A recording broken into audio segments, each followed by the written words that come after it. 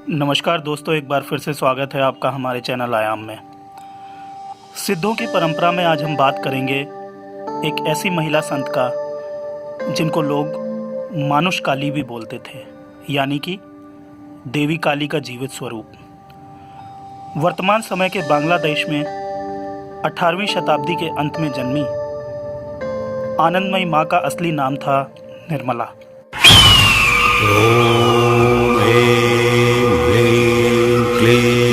चामुंडई विच्चे नमः।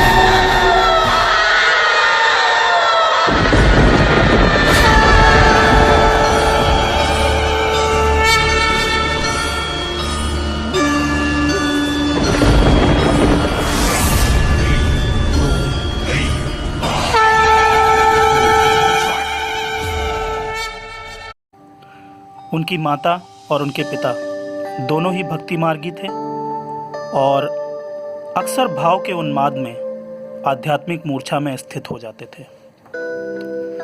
आनंदमयी माँ का बचपन बहुत ही शांत ढंग से बीता। वे बहुत ही शांत स्वभाव की थीं और कर्मनिष्ठ भी थीं।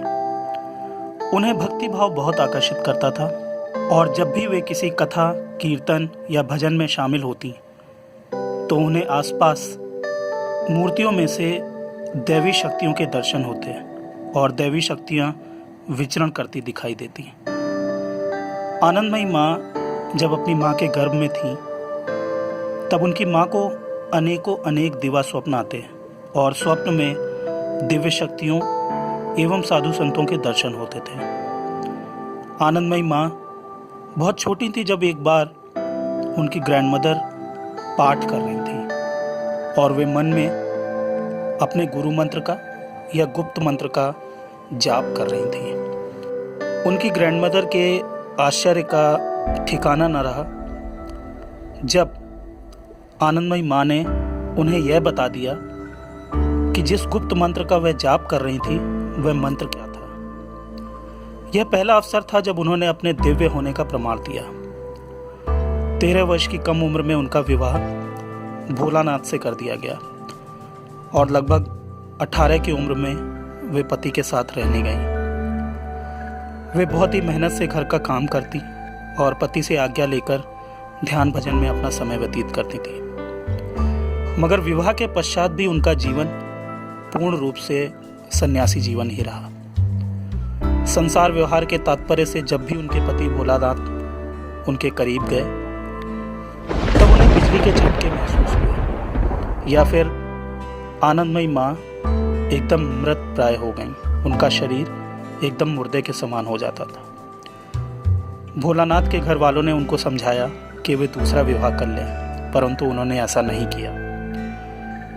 आनंदमयी माँ की उच्च आध्यात्मिक अवस्था को समझते हुए उन्होंने आनंदमयी माँ को अपना गुरु स्वीकार कर लिया। आनंदमयी माँ का कोई गुरु नहीं था। एक रात आंतरिक प्रेरणा से उन्होंने कठिन तांत्रिक मुद्राएं करते हुए खुद को खुद के माध्यम से ही दीक्षित किया, यानी कि गुरु भी वही और शिष्य भी वही।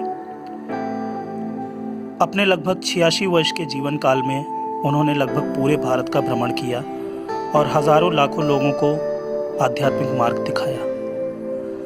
अपने साधना काल में वे कई दिन तक बिना कुछ खाए पिए मंदिरों के बाहर बैठी रहती थीं और पलक झपकते ही समाधि में प्रवेश कर जाती थीं। लोगों ने आनंदमयी माँ में कई सारे इष्टों के दर्शन किए और चमत्कारों की उच्चतम स्थिति को अनुभव किया। अंत में आनंदमयी माँ की एक बात से अपनी बात को समाप्त करूंगा। मैं यहाँ पर अपने किसी पूर्व जन्म के कर्म बंधन की वजह से नहीं आई हूँ, बल्कि तुम्हें जगाने आई हूँ, तुम्हारे लिए आई हूँ। आखिरी में एक बात और जोड़ूंगा। ईश्वर ने हमको इस दुनिया में इसलिए भेजा है कि सांसारिक कर्तव्यों का पालन करते हुए हम खुद को पहचानें, सत्य को पहचानें। इसलिए सभी विषयों के साथ हमारा मुख्य ध्येय खुद को जानना है, खुद का साक्षात्कार करना है। आप सभी को मेरा प्रणाम। बहुत बहुत धन्यवाद।